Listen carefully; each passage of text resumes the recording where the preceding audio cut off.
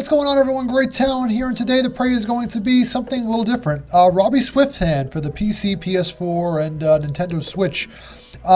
Those of you out there with a fetish for an inexplicable amount of pain, suffering, and death-like punishment should go and check out this game immediately. Robbie Swifthand here. The platforming puzzle-like game that features micro levels and an insurmountable number of deaths. It's ridiculous. Like, seriously, folks. The game features dozens of ridiculously challenging levels that range from hard to damn near impossible, and the final boss made me rage quit the game so damn hard, I'm surprised me deleting the app from my Switch didn't cause the A button to collapse within itself like a neutron star after I slammed it down with the might of 1,000 hammers. To be honest, other than its relentless difficulty, is there more that meets the eye in this little indie game that I found on the eShop? Well, yes and no is the short answer, but my long answer is to be found in the journey ahead in my in-depth analysis review. Okay, so the graphics and performance are up first. Robbie Swifthand is a build built on the Unity engine, and while some of its luster and 720p resolution that I experienced while playing on my Switch in handheld and dock mode was somewhat tantalizing to look at and features some cool animations and cartoony-like visuals and dynamics, I really couldn't help but notice how the game lacked in the performance department, meaning at random times, sporadically throughout the game, and each of the levels in the game, random times, jumping, platforming, or simply traversing the map, I would notice some frame drops, lag, hiccup, or stutter to a point where I had to stop moving completely in order for the game to settle down. This occurred more often than not, especially when I was playing in handheld mode as opposed to being docked mode on my Switch, which would have been contributed to some of the frame drops might have been in the lag input, but I felt that it happened more frequently than not, and in a game that demands such perfection from you, seeing as though you die in one hit every freaking time, you would think that the performance would be a bit on the slicker and smoother side to avoid these choppy moments that could literally mean life or death, which is pretty much constant in the entirety of this game. Now, in regards to the gameplay and control, the core mechanics of the game, Robbie Swifthand, lie in being a side-scrolling 2D-like presentation where you take on micro-levels, which are short burst design levels where you have to solve light puzzles, you retrieve one orb from one side of the map and carry it about to another portal on the mechanism on the other side of the map. Sounds simple enough, right? Wrong. Dead wrong. Every single level, no matter how small in scale or size, are littered completely and utterly with death traps galore. It feels like you're playing as Super Mario's bastard stepchild cousin, Michael, and he has to take on more hazardous traps and obstacles than all the Prince of Persia and Tomb Raider game combined. There's 3 worlds or dungeons in the game, rather, each with about 20 or 30 mini micro levels and to complete, which are portrayed in a switchboard style, and you choose your path around the board to which levels you want to partake in. That open up a path to the final level, which features a boss, and every single damn level in the game has traps that get progressively worse as you progress. The first world consists of traps such as dodging spikes and axes.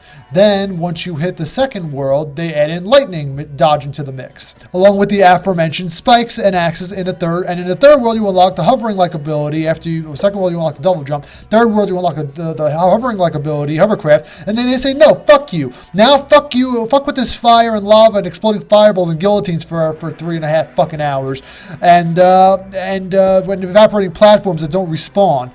I barely managed to slog my way through the last Fire World 2 before I called it quits, which was after an astounding near 600 deaths. Robbie is only equipped with the ability to jump to dodge all these traps. There's nothing more this little jumping thief can do other than dodging fucking crazy boss-like shit that they do, dropping an orb only for you to sneeze out an orb to pick it up and toss it lazily like a fat guy throwing a baseball through a freaking stained glass window. By the time you do get to the final set of bosses, be prepared for multi-tiered phases of bosses with no checkpoints, and if you get hit once, just once, fuck you, back to the start you go. This goes for all stages as well in the game. There are honestly no 3 strikes and you're out here. No mid-stays or mid-boss checkpoints or even a fucking health bar. The developer gives 0 fucks about what you want. You play this game how they want you to play it, or you get the fuck out of Dodge. And honestly, that's one of my issues with the game, is what they want you to play it their way, not your way. Almost all of the stages in the game have only one true path to victory and 9 bajillion paths to doom and certain death. When you die, you see a shadow, or all the shadow or ghost-like images where you died side, and so it actually gives a clue of where not to walk. But honestly, it's only like one fucking area not to where you won't die, and like 5 million where you will. So it really is little help to you there. There's also stages that feature cart-like mine levels that make those mine carts in fucking Donkey Kong Country look like fucking Hello's Kitty Island Adventure. And multiple levels where you have to outrun spinning wheels of spikes similar to the Indiana Jones movies, but only ending in almost certain death every single time. And honestly, in the first half of the game, I was enjoying the challenge and even giving the game a bit of a praise. But once I hit the fire world in the final act, the amount of frustration I had outweighed the fun factor by far. And that's something we'll address in my conclusion section later on. But other than trying to avoid almost guaranteed death in most of these mini levels, there's not much more to be said about this simple yet brutally difficult game and the core mechanics department, other than be prepared to die, and more often than any Dark Souls game merits. Controlling Robbie around works well enough when there are no performance issues present on screen, and damn well has to be as tight and responsible as possible with death lurking around every freaking corner.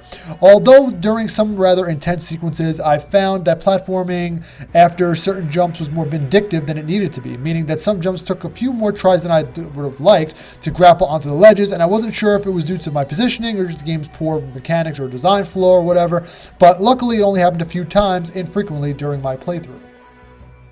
Okay, so now onto the story section, whatever there is. So the story is pretty basic here. You're a thief in search of the next big score and wander inside a forbidden-like temple, and some spirit promises you riches and fortunes beyond your wildest dreams if you complete daring feats across many levels, retrieving and restoring orb shards as you progress further and deeper into the temple. Some text dialogue is pretty entertainingly written, but the main focus here is the core gameplay, which is fine. I wasn't expecting a BAFTA-winning story, just some hardcore platforming puzzles, and that's what it is here. And it's where it's at its strongest and weakest at the same time, unfortunately.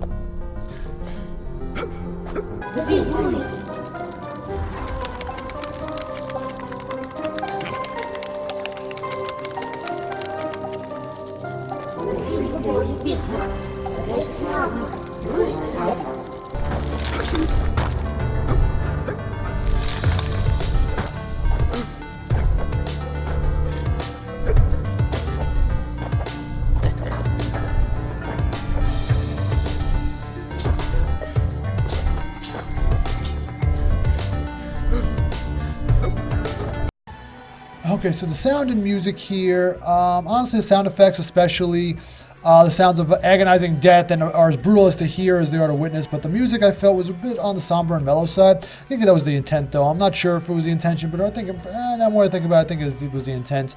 But I would like to hear the music pick up during some of the faster paced levels. I mean, I guess they did, but honestly you really aren't paying attention to the fucking music when you're out running Wheels of Doom or mine carting or roller coastering your way to fucking bajillion amount of deaths. Because 100 million thousand deaths and a bitch or victory almost ain't won in this game. Now on to the replay value here. Unfortunately, after the hundreds and thousands of fucking deaths, well, a lot of hundreds of deaths and more attempts at the same levels than I would like to admit, I really couldn't wait for this game to end, and it really got obnoxiously hard in the latter half of the game, and it stopped being a fun challenge, even on its quote-unquote not-so-hard difficulty setting, because there's two settings, not so hard and hard. So not so hard, honestly, I felt was bogus, and it was just cosmetically there to satisfy some type of mental need for players to see that it wasn't so brutal, but it really was brutal right down to the last drop, even on not so hard difficulty. And once you got to the final boss, and I decided, you know what, I'm good. I don't need to go through multiple phases of a boss while trying not to worry about getting one hit or mere one fucking time to go back to the beginning of the fucking boss start. And pretty much the start of that level and game. Insert grumpy 32-year-old man status here. Now for the overall score, and is it worth your time? Honestly, I'm going to go with the 5.5 out of 10. I am totally sorry, developers out there. I know you gave it your all, but just to me, Robbie Swifthand will scratch all the hardcore platforming and puzzle-like itches, yes, and then some. But it just feels like it takes itself too seriously at times in regards to the difficulty. There are two difficulty settings, like I said, not so hard and hard, but there are no reprieves even on the not so hard difficulty. From the relentless battering you will almost certainly undertake, and it just feels a bit unevenly designed. Very unfortunately to say that, but it just does. There are way too many hazards for you to deal with and not nearly enough counter methods you have to at your disposal other than the power of jumping and lazily lobbing an orb around like it's just overwhelmingly aggravating in the latter half of the game, especially in the final world in the final boss fight. Besides the game feeling unnecessarily too brutal at times, it suffers from performance issues and frame rate drops, lag and stuttering during key and crucial moments of gameplay, as well as becoming too frustrating for some that will either result in rage quitting or damaging gaming peripherals, like I almost did and broke my entire fucking Switch in the final set of levels and boss fights. I really wanted to love this game more than I did, but at the end of the day, it just felt like it's not worth your time to do so the same damn level over and over and over and over and over again, as the payoff is not as rewarding as some may think. Sometimes a game that rewards you in capital punishment like death is not necessarily needed nor warranted, and I felt that in Robbie Swifthand, if the game didn't deal out the death every few seconds, then it would be a rather short game, and the developers wanted to showcase that dying is just part of the experience to pad its rather short length. Whereas the game could probably truck through in a couple of hours in its 75 micro stages. But honestly, with the countless deaths, it doubles or even triples that number. And I am unfortunately not a fan of this philosophy or mantra anymore. But if you are that type of person, then kudos to you and more power be with you. And you'll probably find more enjoyment here than I did. So anyway, that being said, that's my review of Robbie Swifthand. What did you guys think? Let me know in the comments below. And don't forget to like and subscribe. And I appreciate you as always. And you guys have a great day. Catch you on the next one.